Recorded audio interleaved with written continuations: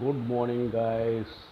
ఈరోజు ఒక సందేశం చెప్పాలనుకున్నా పేరెంట్స్ అండ్ మదర్స్కు, పిల్లలు కన్నా ప్రతి తల్లిదండ్రులు చెప్తున్నా, సెల్లు అనేది పెద్ద వ్యసనం అయిపోయింది.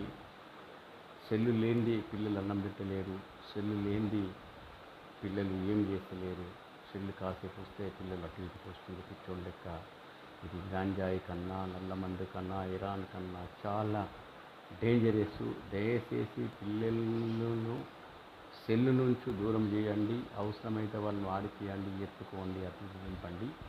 కానీ పిల్లలకి ఈ వ్యసనం చాలా భయంకరమైన వ్యసనం. చాలామంది గీకుడు మీది గీకుతాడు, కింది గీకుతాడు. తీరా చూస్తే 5 సంవత్సరాలు లేడు, 4 సంవత్సరాలు లేడు, ఇంత వ్యసనానికి గురైపోయింది. సెల్లు లేకపోతే చాలు పిచ్చోళ్ళైతే అటు తిరుగుతాడు.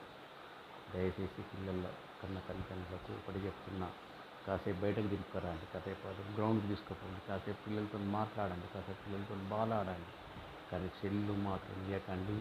సెల్లు ఇవ్వడం వల్ల పిల్లలకు పిల్ల పుట్టే శక్తి కూడా కోల్పోతుంది.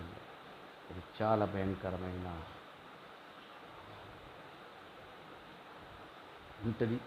కాబట్టి దయచేసి నా మనవి చెప్తున్నా, ఎందుకంటే చాలా సందర్భాలు చూసిన, ఎక్కడ పోయినా పిల్లలకు సెల్లు లేకపోతే ఆగుతలేదు. మా ఇంట్లో ముగ్గురు మనమరాళ్ళు, 2 మనవళ్ళు ఉన్నారు. వాళ్ళు కూడా అదే పరిస్థితి అయింది. దయచేసి పిల్లల వల్ల తల్లిదండ్రులకు ఒకటి చెప్తాను, వాళ్ళతో ఆడుకోండి, వాళ్ళతో కాసేపు బయటకు దింపండి, కాసేపు అది ఉండండి. కానీ సెల్లు మాత్రం ఇవ్వకండి. అది భయంకరమైన జబ్బు. నల్ల మందు కన్నా, ఇరాన్ కన్నా, డ్రగ్స్ కన్నా. దయచేసి మరేం తప్పుంటే క్షమించండి. ఈ వీడియో మంచిగా లైక్ చేయండి, షేర్ చేయండి, నన్ను ఆదరించండి. నాకు ఎక్కువ బాధకుండా